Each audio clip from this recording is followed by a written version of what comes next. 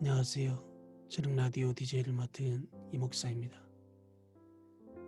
오늘도 이 추운 날씨 가운데 바쁜 일상을 보내시는 우리 성도님들을 위해 오늘도 기독교 스테디셀러인 기독교의 기본 진리 네 번째 내용을 살펴보겠습니다. 자, 볼륨을 적당히 높여주시고 이제 시작합니다. 그리스도의 부활. 이제까지 우리는 예수님의 엄청난 주장들과 그가 보여주었던 비이기적 인격을 살펴보았다. 이제 우리는 그가 죽은 자 가운데서 다시 살아난 역사적 사건에 대한 증거를 검토할 것이다. 분명히 부활은 커다란 의미를 지니고 있다. 나사렛 예수가 죽은 자 가운데서 부활했다면 그가 독특한 인물임은 논쟁의 여지가 없다. 이것은 그의 영적 생존 문제도 육신적 소생 문제도 아닌 사망, 정복과 완전히 새로운 차원의 존재로서의 부활에 관한 문제이다. 우리는 다른 어떤 누구도 이런 경험을 했다는 것을 들어보지 못했다. 따라서 현대인들은 바울이 아레오바고에서 했던 설교를 들었던 아덴의 철학자들만큼이나 냉소적이다.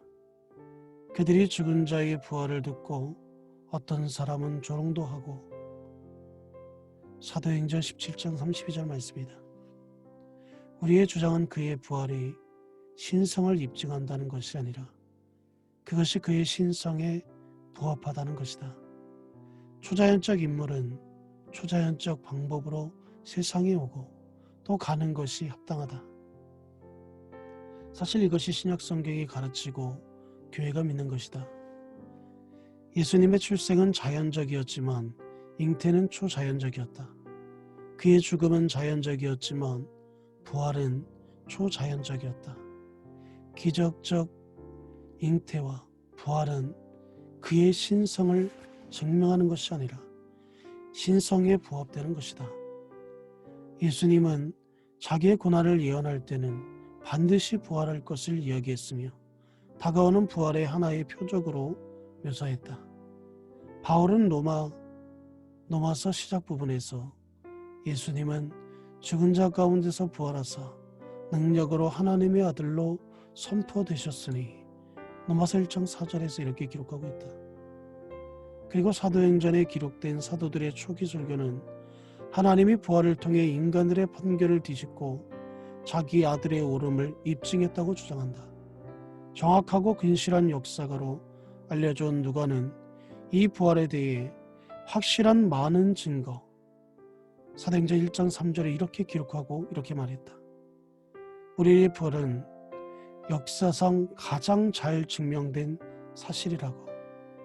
이렇게 이야기한 또한 토마스 아놀드만큼 강하게 느낄 수 없을지 몰라도 분명히 수많은 공정한 연구자들이 그 증거가 지극히 타당하고 또 타당하다고 판단하고 있다. 한 예로 클라크 경은 메카시 목사에게 이렇게 썼다. 저는 법률가로서 첫 부활절의 사건들에 대한 증거를 오랫동안 연구해왔습니다. 저에게는 그 증거가 결정적입니다. 대법정에서 저는 거듭거듭 그다지 설득력이 없는 증거를 근거로 판결을 해왔습니다. 추론은 증거를 따릅니다. 그리고 신실한 증거는 항상 꾸밈이 없고 결과에 개의치 않습니다. 부활에 대한 복음서의 증거가 바로 이와 같습니다. 그래서 저는 법률가로서 신실한 사람들이 확증할 수 있었던 사실들에 대한 증거를 남김없이 받아들입니다. 이 증거란 어떤 것인가? 네 가지로 요약할 수 있습니다. 첫째, 시체가 없다. 사복음서에 있는 부활 이야기는 부활절 아침 여인들이 무덤으로 찾아간 것으로 시작된다. 그 여인들은 도착하자마자 주님의 시체가 사라진 것을 발견하고 아연 실색했다. 그 후 얼마 지나지 않아 사도들은 예수님이 부활했다고 전하기 시작했다. 그것이 그들의 전한 메시지의 요점이었다. 사람들이 몇 번 거리도 되지 않는 요셉의 무덤에 직접 가서 예수님의 시체가 아직 누워있는 것을 확인할 수 있었다면 그 말을 사람들이 믿으리라고 기대할 수 없었을 것이다. 그러나 그렇지 않았다.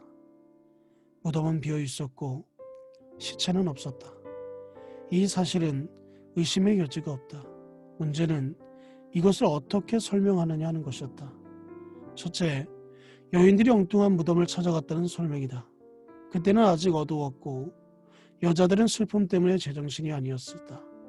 따라서 쉽게 실수를 범할 수 있었을 것이라고 주장했다. 이 주장은 표면상으로 그럴듯하게 들린다 하지만 검토해보면 그렇지 못하다. 우선 그때는 완전히 캄캄하지 않았다. 요한이 아직 어두울 때에 요한 20장 1절에 이렇게 기록하고 있고 여자들이 무덤에 왔다는 것은 사실이었다. 그러나 마태복음 28장 1절은 동틀 무렵에 현대인 성경이 이렇게 기록하고 있다. 누가는 새벽에, 마가는 분명하게 해 돋을 때에 라고 기록하고 있다. 더구나 이 여인들은 결코 바보가 아니었다. 이들 중에 최소한 두 사람은 요셉과 니모데가 시체를 넣어둔 것을 보았다. 그들은 무덤을 향하여 앉아 장사하는 것을 끝까지 지켜보기까지 했다. 바로 그 두 사람, 막달라 마리아와 요셉의 어머니 마리아, 이 새벽에 살로메와 요한나와 다른 여자들을 데리고 다시 돌아왔다. 따라서 한 사람이 길이나 무덤을 잘못 찾았다면 다른 사람이 지적해 주었을 것이다. 또 막달라 마리아가 처음 왔을 때는 무덤을 잘못 찾았다 하더라도 날이 완전히 밝은 아침에 다시 와서 동산에서 한참 다니다가 예수님을 만났다면 다시 실수를 했을 리가 없다. 뿐만 아니라 단지 감정적 이유로 그렇게 일찍 무덤에 찾아가지 않았다. 그들은 실제로 할 일이 있었다. 향품을 사두었고 주님의 시체에 기름을 바르는 일을 마치려 하고 있었다. 그것은 안식일이 다가와서 이틀이나 빨리 그 일을 서둘러야 했기 때문이다. 이들 헌신적이고 사무적인 여인들은 쉽게 섰거나 하던 일을 포기할 사람들이 아니었다. 다시 말하지만 혹시 그들이 무덤을 잘못 찾았다고 가정한다 해도 그들의 이야기를 확인하기 위해 달려왔던 베드로와 요한도 똑같은 실수를 범했겠는가?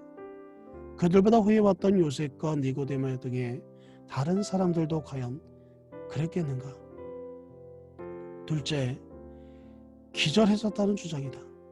이들은 예수님이 십자가 위에 죽지 않고 단지 의식을 잃었을 뿐이라고 말했다. 그 무덤에서 깨어나 그곳을 떠났다가 제자들에게 나타났다는 것이다. 이 주장에는 문제가 많다. 철저한 고개인 것이다. 증거는 이것을 완전히 부정한다. 빌라도는 예수님이 벌써 죽었을까 하고 이상히 여겼지만 백부장이 그것을 확인해 주었다. 그래도 빌라도는 충분히 확신을 하고 요셉에게 시체를 가져가라고 허락했다. 백부장이 빌라도의 필요로 하는 확인을 줄 수 있었던 것은 한 군인이 창으로 옆구리를 찌르니 곧 피와 물이 나오더라. 요한복음 19장 34절에 이렇게 기록하고 있는데 그때 그가 분명히 그곳에 있었기 때문이었다. 그렇다고 허락받고 요셉과 니고데모는 예수님의 시체를 내려다가 수의로 싸서 요셉의 새 무덤 속에 넣어둔 것이다. 그런데도 예수님이 일시적으로 의식을 잃었다고 믿을 수 있었겠는가? 그 가혹한 행위와 고통스러운 신문, 조롱, 채찍질, 십자가에 못 박힘을 당한 후 온기도 먹을 것도 없고 상처를 치료받지 못한 채 돌무덤 속에서 36시간, 36시간이나 생존할 수 있겠는가? 그 후에 무덤 입구를 막은 돌을 밀어내는 초인적 힘을 발휘할 정도로 충분히 예수님의 기력을 회복할 수 있겠는가 하는 것이다. 그것도 무덤을 지키는 로마 군인들에게 들키지 않았어 말이다. 또 약하고 병들고 굶주린 그가 제자들 앞에 나타나 죽음을 극복했다는 인상을 줄 수 있었겠는가? 그런 그가 죽었다가 다시 살아났고 또 이렇게 주장할 수 있겠으며 제자들은 온 세계에 보내면서 세계 끝날까지 함께 하겠다고 약속할 수 있겠는가 말이다. 그런 그가 분명 어느 누구도 먹을 것과 있을 곳을 제공해 주지 않았는데도 어디선가 40일 동안 숨어 살면서 때때로 놀랍게 나타났다가 소리도 없이 사라질 수 있겠는가. 그런 것을 믿는다는 것은 도마가 믿지 못했던 것보다 더 믿기 어려운 일이다.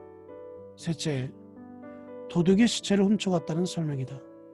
이런 추측에는 증거가 하나도 없다. 도둑들이 무덤을 지키는 로마 군인들을 어떻게 속였겠는가? 돌을 어떻게 옮겼는지에 관한 전혀 설명할 길이 없다. 또 도둑들이 시체를 훔쳐가면서 수위를 남겨놓은 이유나 그들이 그런 행위를 한 동기는 상상도 되지 않는다. 넷째, 제자들이 시체를 가져갔다는 주장이 있다. 이것은 처음부터 유대인들이 퍼뜨린 소문이라고 마태는 이야기하고 있다. 마태는 빌라도가 요셉에게 그리스도의 시체가 가져갔다고 허락한 후 대제사장과 바리새인들의 대표들이 빌라도를 찾아가 어떤 이야기를 했는지 설명했다. 먼저는 마태복음 27장 63절에서 66절 주장이다. 주여 저 속이는 자가 살아있을 때에 말하되 내가 사흘 후에 다시 살아나 한 것을 우리가 기억하노니 그러므로 명령하여 그 무덤을 사흘까지 굳게 지키게 하소서. 그의 제자들이 와서 시체를 도둑질하고 백성에게 말하되 그가 죽은 자 가운데서 다시 살아났다 하면 후의 속임이 전보다 더 클까 하나이다. 하니 빌라도가 이르되 너희에게 경비병이 있으니 가서 힘대로 굳게 지키라 하거늘 그들이 경비병과 함께 가서 돌을 임봉하고 무덤을 굳게 지키니라. 마태는 계속해 돌로 임봉한 것도 경비병도 부활을 저지할 수 없었던 이유와 경비병이 성에 들어가 대제사장에게 일어난 일들을 어떻게 보고했는지를 기술했다. 보고를 받은 후 그들은 함께 의논을 하고 군인들에게 돈을 많이 주면서 말했다. 마태복음 28장 13절에서 15절이다. 너희는 말하기를 그의 제자들이 밤에 와서 우리가 잘 때에 그를 도둑질하여 갔다 하라. 만일 이 말이 총독에게 들리면 우리가 권하여 너희로 근심하지 않게 하리라 하니 군인들이 돈을 받고 가르친 대로 하였으니 이 말이 오늘날까지 유대인 가운데 두루 퍼지니라. 이 이야기는 이치에 맞지 않는다. 고로 훈련된 군인들이 로마 군이든 유대 군이든 무덤을 지키도록 명령받았는데 근무 중에 모두 잠든다는 것이 가능한가? 그리고 경비병들이 깨어 있었다면 여자들이 어떻게 그들을 지나서 돌을 굴려낼 수 있겠는가? 백부양배에서 제자들이 주님의 시체를 훔치는데 성공했다고 가정해도 이 가설 전체에 상반되는 심리적 요인이 존재한다. 사도행전 첫 부분에서 사도들이 유대인에게 전한 메시지의 요지는 부활이었다. 너희는 그를 죽였지만 하나님은 그를 살리셨고 우리는 그 증인이라는 내용을 그들은 반복했다. 그러면 우리는 그들이 꾸며낸 거짓말을 선포했다고 믿어야 하는가? 그들이 그리스도의 시체를 훔쳐갔다면 그리스도의 부활을 전파하는 것은 이미 알고 있는 계획된 거짓을 퍼뜨린 것이 된다. 그러나 그들은 그것을 전파했을 뿐만 아니라 그것을 위해 고난당하기도 했다. 한낱 꾸민 이야기를 위해 옥에 갇히고 채찍에 맞아 죽기까지 할 각오가 되어 있었다는 말인가? 이것은 옳게 들리지 않는다. 거의 불가능에 가깝도록 가능성이 희박하다. 복음서와 사도행전을 통해 분명한 것이 있다면 사도들이 진지했다는 것이다. 그들은 속았을지 몰라도 속이는 자는 아니었다. 위선자가 순교자가 될 수는 없는 것이다. 다섯째, 그리스도의 시체가 사라진 것에 대한 설명 중 가장 타당성이 없는 것으로 로마 또는 유대 당국자들이 시체를 치웠다는 설명이 있다. 충분히 그럴 만한 동기가 있을 수 있다. 그들은 그리스도가 부활을 이야기했다는 소문을 들었다. 따라서 혹시 속임수를 쓸까봐 시체를 압수하는 예방 조치를 취했다는 것이다. 그러나 이 추측은 금방 무너지고 만다. 예수님이 죽은 지 얼마 되지 않아 사도들이 담대하게 그의 부활을 선포했기 때문이다. 이 소식은 신속하게 퍼졌다.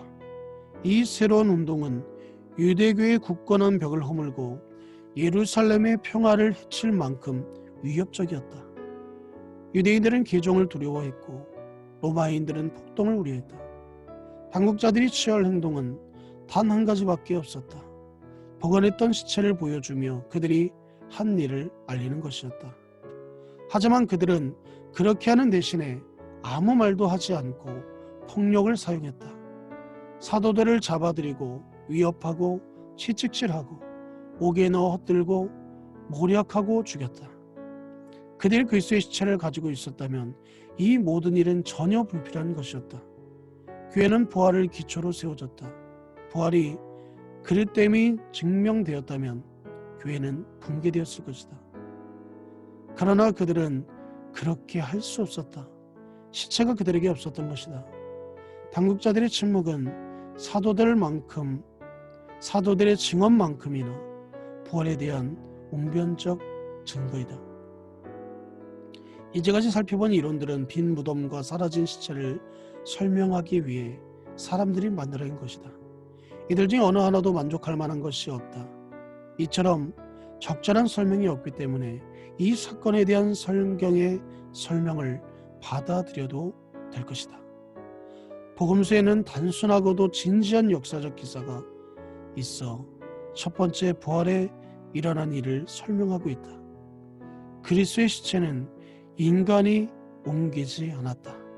하나님이 다시 살아나신 것이다.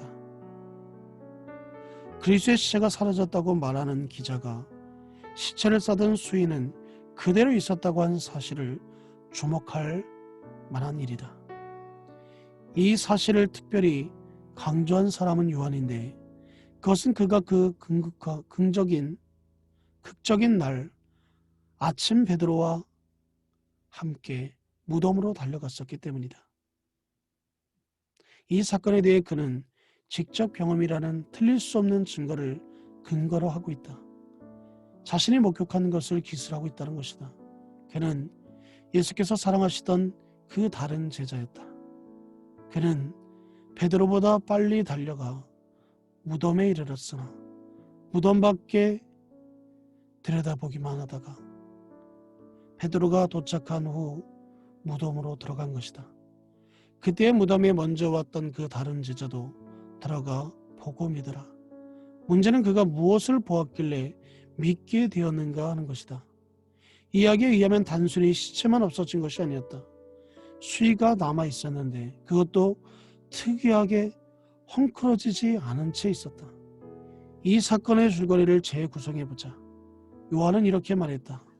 요셉은 빌라도에게 예수의 시체를 달라고 간청했으며 니고데모는 몰약과 치명을 섞은 것을 100근쯤 가지고 왔다. 그들은 예수의 시체를 가져다가 유대인의 장례법대로 향품과 함께 세마포로 쌌다. 즉 세마포 띠로 예수님의 시체를 동여매면서 그 사이에 향료가래를 뿌렸다. 물론 나사렛의 경우와 같이 머리는 별개의 천으로 쌌다. 이렇게 해서 동양의 관습대로 얼굴과 목만 드러나도록 두고 목과 머리를 천으로 감쌌다. 그러고 나서 동굴 무덤 한쪽에 만들어둔 돌판 위에 시체를 놨다. 이제 예수님의 부활이 실제로 일어났을 때 우리가 무덤 속에 있었다고 가정해보자. 어떤 광경을 볼 수 있었겠는가? 예수님이 움직이기 시작하다가 하품을 하고 기지개를 켠 다음에 일어서는 것을 보았겠는가? 그렇지 않다. 그가 이렇게 생명을 되찾으리라고는 믿지 않았을 것이다. 그는 기절 상태에서 회복한 것도 아니다. 그는 분명히 죽었다. 그리고 부활했다. 그는 부활했지 소생하지 않았다. 우리는 그가 기적적으로 죽음을 통과해 전혀 새로운 존재의 세계로 들어갔다고 믿는다. 그렇다면 우리가 그곳에 있었을 경우 무엇을 보았겠는가? 갑자기 시체가 사라지는 것을 목격했을 것이다. 시체가 새롭고 다르고 놀라운 것으로 변했을 것이다. 그리고 훗날 닫힌 문을 통과했을 듯이 수위를 통해 나가고 수위는 거의 건드리지 않은 채 그대로 남겨두었을 것이다. 거의 그랬을 것이라는 것이지 완전히 그랬다는 것은 아니다. 100근이나 되는 향료가 스며있는 수위는 지탱해 주던 시체가 빠져나가자 내려앉거나 쭈그러져 납작하게 되었을 것이다. 그리고 몸을 쌌던 천과 머리를 감쌌던 천 사이에는 간격, 즉 얼굴과 목이 있었던 자리만큼의 간격이 있었을 것이다. 머리를 감겼던 천은 붕대 감듯 종행으로 엇갈려 복잡하게 감았기 때문에 우묵한 형태를 그대로 가지고 있어 머리가 없는 텅 빈 것처럼 되었을 가능성도 있다. 요한이 쓴 글을 자세히 연구해 보면 버려진 수의 세 가지의 특징을 알 수 있다. 첫째, 수위가 놓여져 있었다. 이 말을 두 번이나 반복하는데 첫 번 것은 헬라어 문장에서 강조하는 위치에 있다. 따라서 이렇게 번역할 수 있을 것이다. 그는 세마포를 보았는데 그것은 놓여 있었다. 둘째, 머리를 쌌던 수건은 세마포와 함께 놓이지 않고 딴 곳에 쌌던 대로 놓여 있었다. 수건은 뭉쳐져 구석에 던져져 있지 않았다. 여전히 돌판 위에 있었다. 그러나 몸을 쌌던 천에서 어느 곳도 떨어져 있었다. 어느 정도 떨어져 있다는 것은 바로 부활을 증거하는 것이다. 셋째, 이 수건은 놓이지 않고 썼던 대로 있었다. 마지막 말은 둘둘 감겨 있다라고 번역되어 있다. 이 표현은 속이 빈 머리 수건이 여전히 그대로 둥근 형태를 유지하고 있는 것을 적절하게 묘사하는 것이다. 사도들이 무덤에 들어갔을 때 그들이 맞이했던 광경이 어떠했는지 어렵지 않게 상상이 된다. 돌판 그 위에 놓인 수위와 속이 빈 머리 수건, 그리고 그 둘 사이의 간격, 그들이 보고 믿는 것은 지극히 당연한 것이다.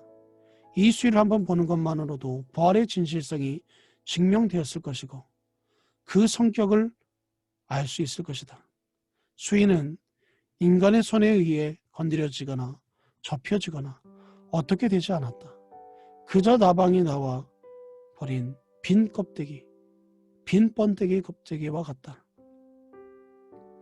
그것들이 부활에 대해 가시적으로 증명하는 증거물이 된다는 것은 막달라 마리아가 울면서 무려 무덤 안에 들여다보니 흰옷 입은 두 천사가 예수의 시체에 누웠던 곳에 하나는 머리편에 하나는 발편에 앉았더라. 요한복음 20장 11절에서 20일 이렇게 기록하고 있기 때문이다. 요한이 설명한 사실에 의해 더욱 확실하게 된다. 아마 천사들이 수위를 사이에 두고 돌판 위에 앉아 있었던 것 같다. 마태와 마가는 그 두 천사 중 하나가 그가 여기 계시지 않고 그가 말씀하셨던 대로 살아나셨느니라 와서 그가 누우셨던 곳을 보라고 했다고 덧붙였다. 예수님이 누웠던 곳에 대한 이 말은 천사들의 위치와 말에 의해 강조되는데 이것은 남아있는 수위와 없어진 시체는 모두 그의 부활에 대한 일치된 증거이다. 이래서 부활하신 주님이 이제 나타남을 그들이 알게 된다. 복음서에는 예수님이 부활한 후에 제자들에게 나타난 방법에 대한 특이한 이야기들이 있다. 부활한 예수님은 10회에 걸쳐 소위 베드로가 말한 택하신 증인들에게 나타났다.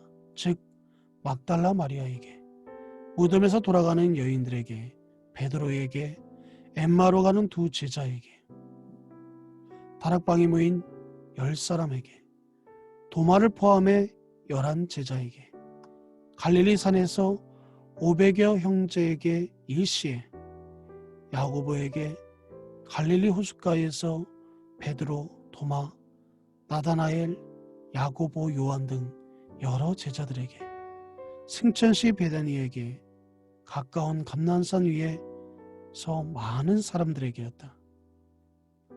바울은 다메섹 도상에서의 체험을 이야기하면서 부활한 예수님을 본 사람들의 명단 끝에 자신을 첨가했다.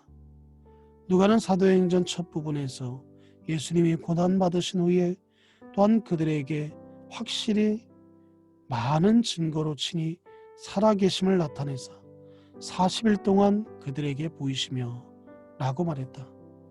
따라서 기록이 남아있지 않다. 그렇지, 다른 곳에서도 나타났을 가능성이 있다. 그러므로 우리는 부활에 대한 생생한 증거인 이 부분을 간단히 넘겨버릴 수 없다. 이 이야기에서 어떤 설명을 찾아내야 한다.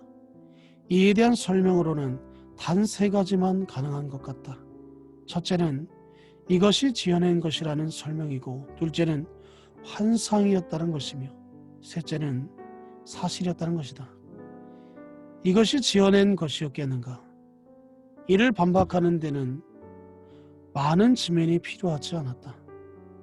부활 출현 이야기가 교묘하게 꾸며진 것이 아니라는 것은 너무도 명백하다. 첫째는 그 이야기가 진지하고 꾸밈이 없기 때문이며, 둘째는 목격자의 자세한 묘사로 인해 생생하게 설명되었기 때문이다. 무덤으로 달려간 이야기와 엠마로 가는 두 제자 이야기는 너무나 생생하고 실제적이어서 꾸며낼 리가 없다. 또한 꾸며낸 것이라면 그리 잘 꾸며낸 것이 아니다. 만약 부활을 꾸며내려고 했더라면 훨씬 더 멋지게 했을 것이다.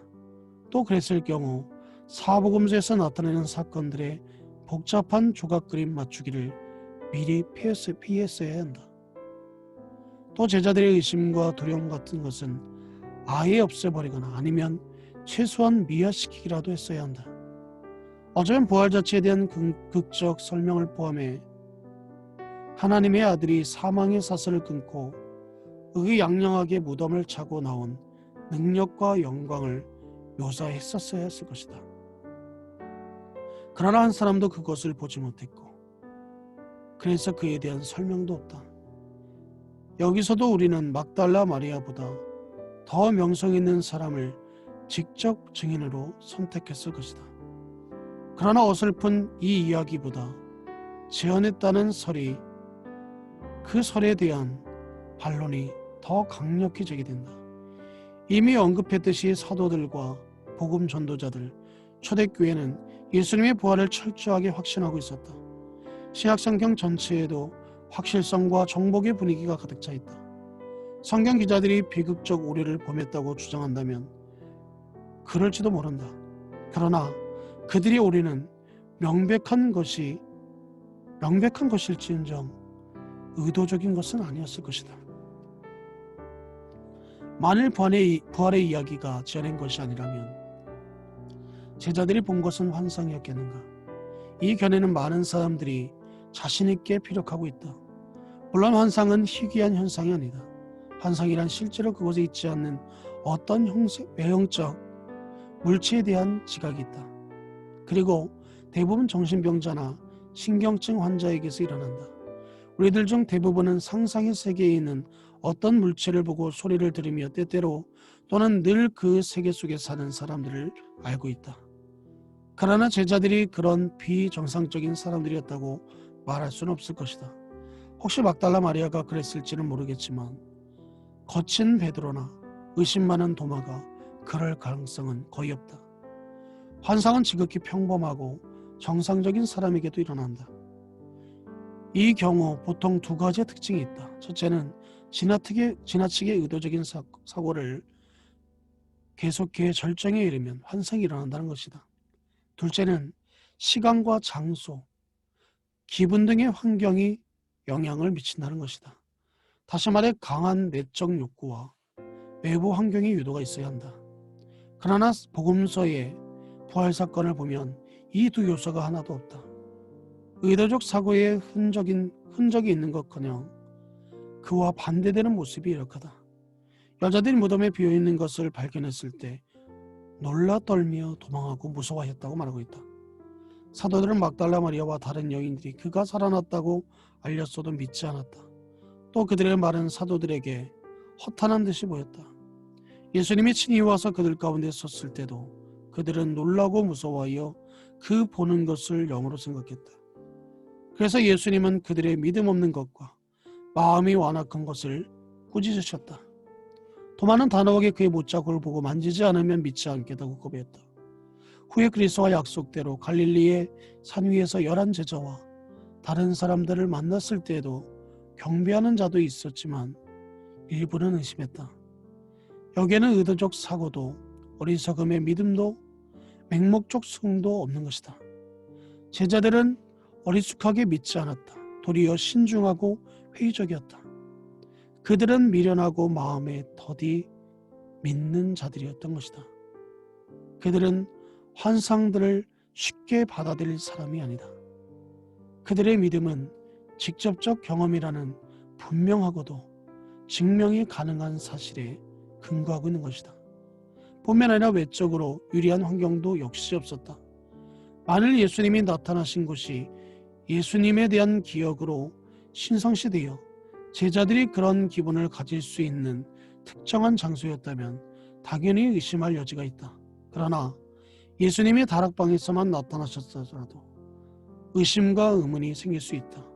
만일 11 제자들이 예수님이 침상에 있을 때 그들과 함께 얼마간 지냈던 장소에 모여 예수님의 자리를 비워놓고 감상에 젖은 채 지난날의 기이한 일들을 회상하고 다시 오시겠다던 약속을 기억하며 참으로 그가 돌아오시지 않을까 기다리다가 드디어 그들의 기대가 절정에 달해 예수님이 갑자기 나타났다면 그들이 비참한 착각에 현혹되었을지도 모른다는 걱정을 할 만하다.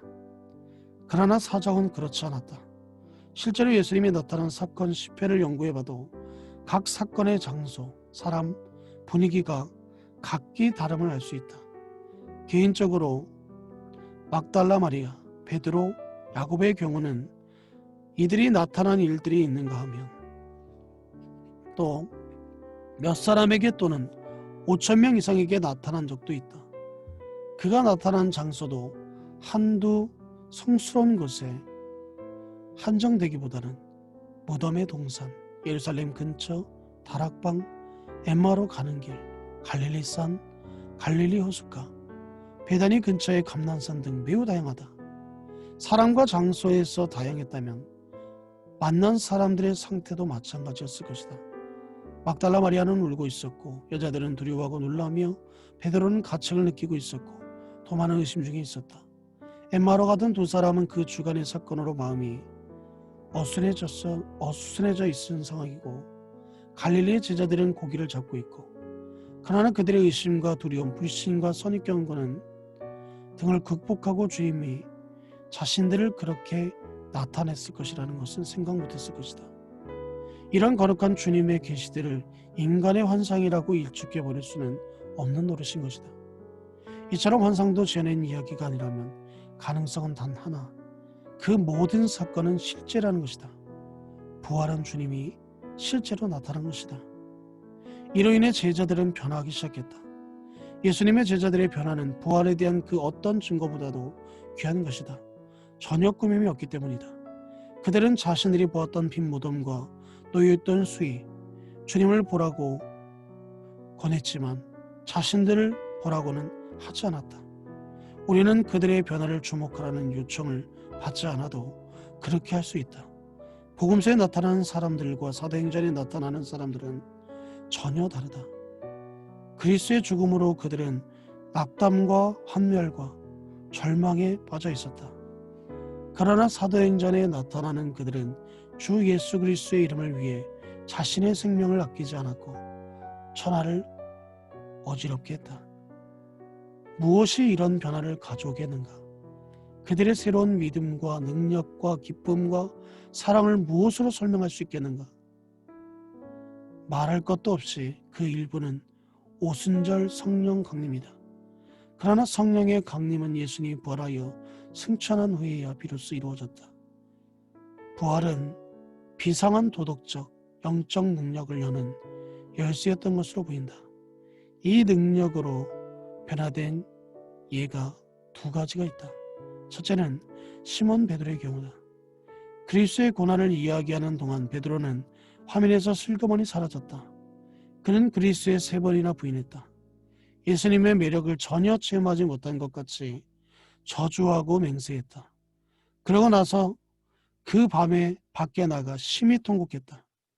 예수님이 죽음을 당하던 순간에는 다른 제자들과 함께 유대인들을 두려워하여 문을 닫은 채 다방에 있었다. 그러나 성경을 한두 장만 더 넘기면 예루살렘이 바로 그 집, 그 다락방 밖에 있는 돌 계단 위에 서서 수많은 군중들을 향해 담대하게 능력 있게 설교하는 글을 볼 수 있다.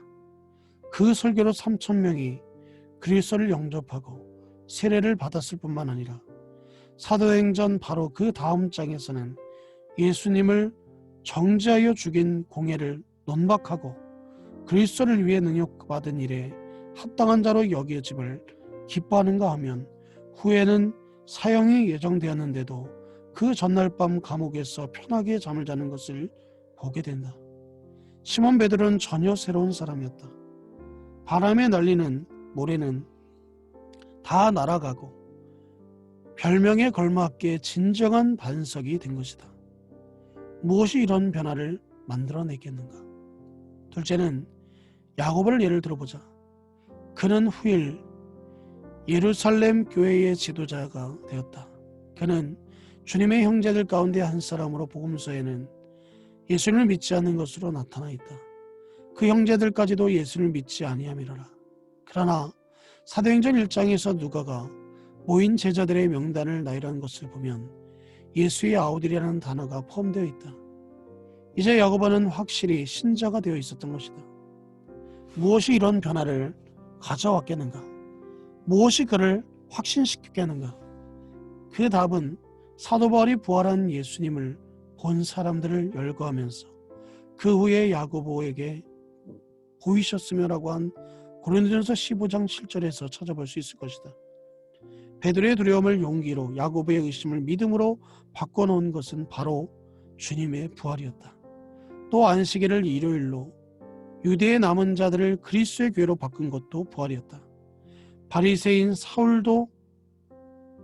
사도 바울로, 그의 박해를 전도로 변화시킨 것도 역시 부활이다.